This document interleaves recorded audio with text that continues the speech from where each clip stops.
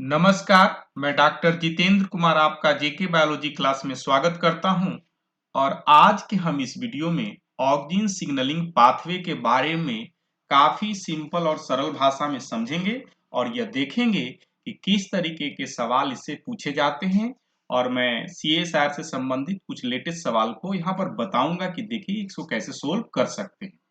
तो सबसे पहले सिग्नलिंग पाथवे को समझने के लिए एक बेसिक अंडरस्टैंडिंग होना चाहिए कि कोई भी सिग्नलिंग पाथवे के लिए कुछ सिग्नलिंग मॉलिक्यूल्स होते हैं और सिग्नलिंग मॉलिक्यूल्स किसी तरह के रिसेप्टर से बाइंड करते हैं और रिसेप्टर से बाइंड होने के बाद वो रिसेप्टर से बाइंड इंटरमीडिएट मॉलिक्यूल एक्टिवेट होते हैं और एक्टिवेट होने के बाद वो टारगेट रिस्पॉन्स जीन को एक्टिवेट या डीएक्टिवेट कर सकते हैं। तो सबसे पहले देखते हैं कि कौन-कौन से कोर कंपोनेंट मॉलिक्यूल्स हैं जो ऑक्सिन सिग्नलिंग पाथवे में इन्वॉल्व होते हैं। उसके बाद हम लोग इसको विस्तार से देखेंगे।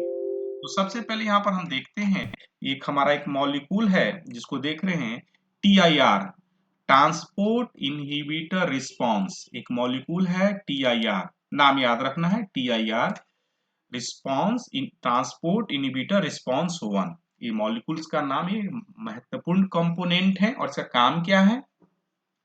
ये बेसिकली जो TIR रिस्पॉन्स एलिमेंट है वास्तव में इंट्रासेलुलर रिसेप्टर है। मतलब कहने का क्या मतलब क्या, आप ये देख रहे हैं तो ये न्यूक्लियस है और न्यूक्लियस के अंदर क्या है, ये रिसेप्टर है।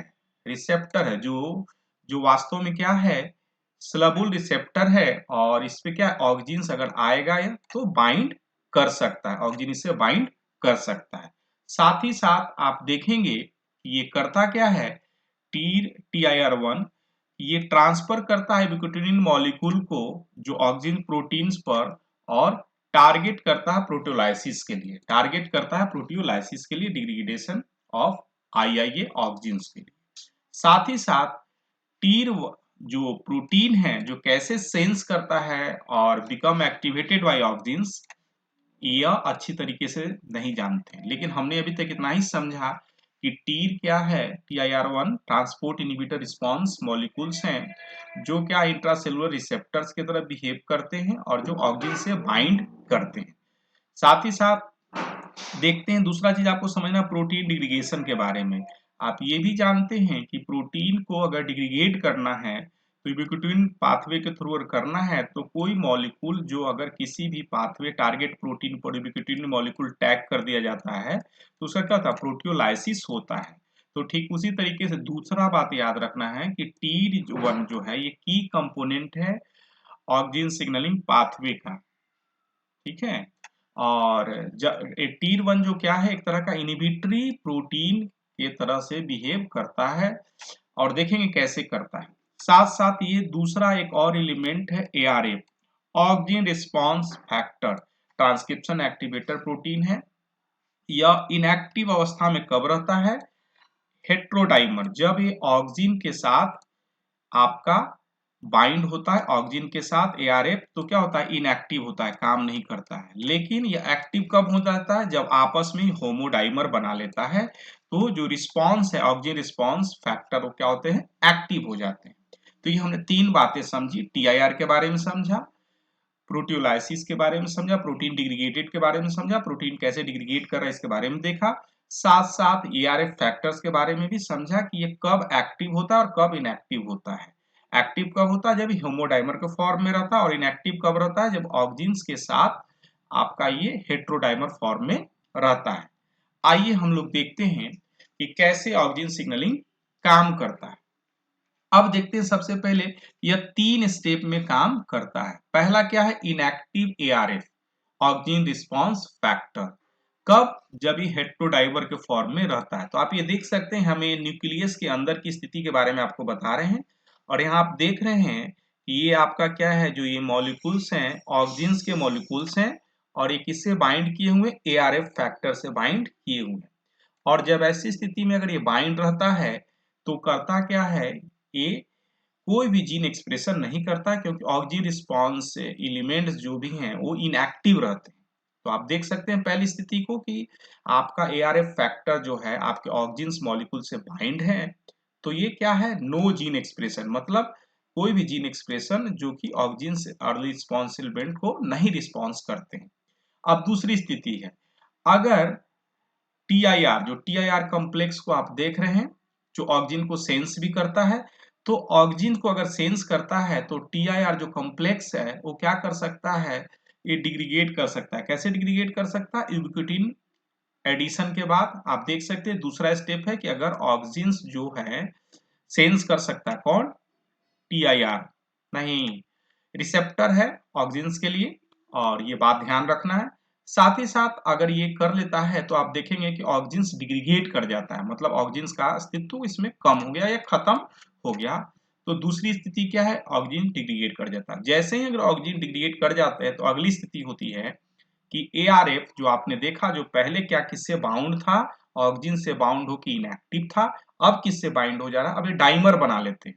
अब बना लेते हैं ये डाइमर बिनली बना लेते हैं। दोनों तरह की स्थिति मालूम है, या तो ये डाइमर बना लेते हैं या नॉर्मली सिंगल रहते हैं, लेकिन वहां पर आप देखेंगे कि ऑक्सिन्स बाउंड नहीं होते हैं। तो उस परिस्थिति में आपका जीन एक्सप्रेशन होने लगता है और जो भी अर्ली जीन रिस्पॉन्स है उसका मैसेंजर RNA और प्रोटीन बनने लगता है। दूसरी बड़ी बात, काफी फ्रिक्वेंटली एक सवाल पूछे जाते हैं, ऑक्सिन्स रिस्पॉन्स एलिमेंट पेल्ड्रोमिक सीक्वेंस, जहां पर कि ARF जो रिस्पॉन्स फैक्टर है बाइंड करते हैं, उसके ये सीक्वेंस से काफी कंजर्व होते हैं। तो ये सीक्वेंस के बारे में भी पूछा जाता है, तो ध्यान रखना है। TGT, CTE और CTE C और TGT palindromic sequence, two fold rotational symmetricity. तो हमने यहाँ पर देखा कि कैसे ऑक्सिन्स जो पाथवे हैं अपने जीन को, अर्ली रिस्पॉन्स जीन को कैसे एक्टिवेट करते हैं। सिंपल कहानी है। पहला कि अगर वो बाइंड है, किससे बाइंड है? ARF फैक्टर से, तो क्या इनएक्टिव है। और साथ साथ ये TIR1 को देख रहे हैं, जैसा कि हमने बताया कि ये TIR1 जो बाइंड करते थे तो क्या रहते थे? प्रोटियोलाइसिस के लिए यूबिक्विटिन टैगिंग कर देते थे। और ये क्या था? एक तरह का रिसेप्टर के भी तरह काम कर रहा है, स्लबुल रिसेप्टर की तरह काम कर रहा है।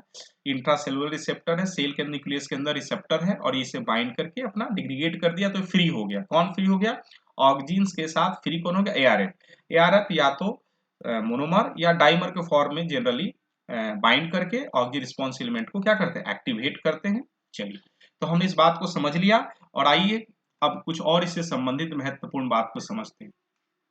कुछ और रिसेप्टर्स हैं ABP, auxin binding protein receptor protein. ये दूसरे तरह के प्रोटीन है। जनरली इनका जो लोकेशन होता है ल्यूमेन ऑफ एंडोप्लाज्मिक रेटिकुलम, हमने जो अभी जितनी भी कहानी की थी कही थी, और न्यूक्लियस के अंदर की कहानी थी। अब एक और अलग तरह के रिसेप्टर्स भी हैं जो auxin binding protein receptor protein 1 है। इनका लोकेशन एंडोप्लाज्मिक ऑफ रेटिकुलम हो सकता है या प्लाज्मा मेम्ब्रेन पर हो सकता है। ये प्लाज्मा मेम्ब्रेन्स पर, ये साइटोसोल्स है और प्लाज्मा मेम्ब्रेन्स पर ये लोकेटेड हो सकते हैं। इनका काम क्या है?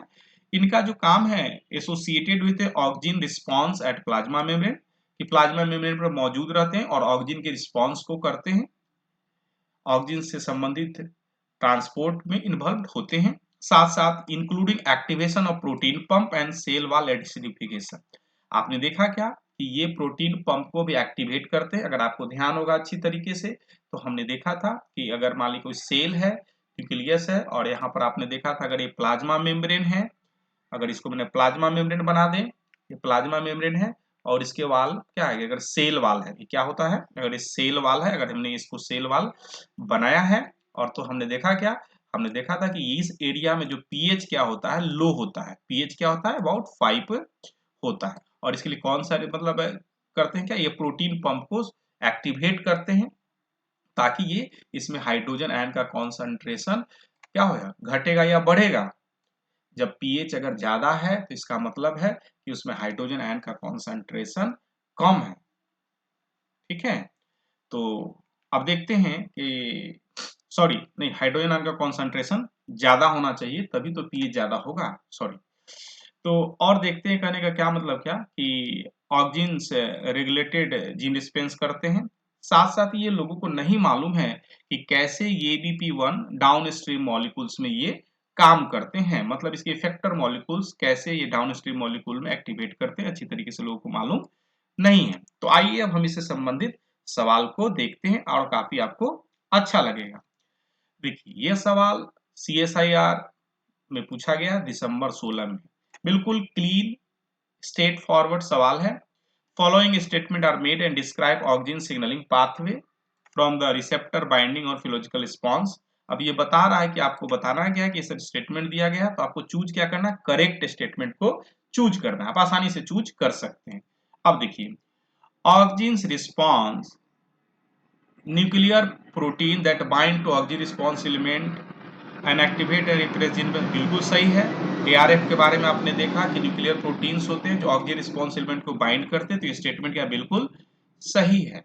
दूसरा जो चीज आप देख सकते हैं, auxin secondary regulators gene expression करते हैं, binding to the ARF block the transcription regulation, बिल्कुल सही थे कि हेट्रोडाइमर की बात की जा रही है कि अगर ये ऑक्सिन किससे बाइंड हो, एआरएफ से बाइंड हो, तो हेट्रोडाइमर है तो इनएक्टिव रहेंगे, ट्रांसक्रिप्शनल इनएक्टिव रहेंगे, ब्लॉक करेंगे उसको। दूसरा चीज क्या है, आप देख सकते हैं ऑक्सिन बाइंडिंग टू टीर और एफबी, आपने बताया था, आपने देखा था इसको कि TIR1 से यूबिक्विटिन मोटिव डिग्रीगेशन करता है, रिमूवल ऑफ इसको करता है ऑक्सिन। तो आपने ये भी देखा था कि ऑक्सिन जो हैं आपको क्या कर रहे हैं कि ये देख रहे हैं टीर को जो यूबिक्विटिन पाथवे से इसको डिग्रीगेट कर दे रहे हैं और फ्री कर दे रहे हैं। किसको फ्री कर दे रहे हैं, एआरएफ को, एआरएफ को फ्री कर दे रहे हैं ताकि अपना ऑक्सिन रिस्पांस एलिमेंट मतलब डीएनए को बाइंड करे प्रमोटर को और उसको क्या करे, एक्टिवेट करे। तो हमने देखा ये तीनों जो है क्या बिल्कुल सही है। ऑक्सिन बाइंडिंग रिस्पांस में कहा डिग्रीगेटर नहीं, एआरएफ डिग्रीगेशन के लिए काम नहीं करता। आपको बताना है कि कौन डिग्रीगेशन के लिए काम करता है, आप कमेंट बॉक्स में लिखिए अगर आप इस बात को समझते हैं तो कौन सा डिग्रीगेशन के लिए काम करता है। 20 में तो आपने, मैं ही बता देता हूं आपको, ये TIR1 जो है यही काम करता है, ना कि ऑक्सिन रिस्पांस फैक्टर जो है डिस्ट्रक्शन में इन्वॉल्व होता है। तो आप देखिए कि ये ABC सही है, आप काफी आसानी से इसको बना सकते थे। यह सवाल 2019 में पूछा गया CSIR में, लेटेस्ट सवाल है और इसको देख सकते हैं कि क्या कह रहा है। अगर आपको ऑक्सिन्स के बारे में भी जानकारी है तो आप इसको आसानी से कर पाएंगे, इसमें कोई प्रॉब्लम आपको नहीं होगा। देखिए, involve plant hormone signalling path, अच्छी बात है, आपने पढ़ा क्या है, ऑक्सिन सिग्नलिंग पाथवे पढ़ा है। तो अब यह ऑक्सिन्स को देखते हैं, कॉलम ऑक्सिन्स। दूसरा चीज कॉलम पूछ रहा है कि कैसा रिसेप्टर है, तो ऑक्सिन किससे बाइंड करता है, ट्रांसमेम्ब्रेन रिसेप्टर से बाइंड करता है या स्लबुल रिसेप्टर से। मैंने आपको पहले ही बताया है कि ये कैसे रिसेप्टर्स होते हैं, स्लबुल रिसेप्टर होते हैं। स्लबुल मतलब कि ये अंदर बाइंड करते हैं, इंट्रासेलुलर रिसेप्टर होते हैं, ट्रांसमेम्ब्रेन रिसेप्टर्स नहीं होते। तो ये भी आपका जो स्टेटमेंट है बिल्कुल सही है। अब अगला कहानी है, काफी अच्छी तरीके से आप जानते हैं कि कैसे ये एक्शन करता है, कैसे रिस्पॉन्स करता है।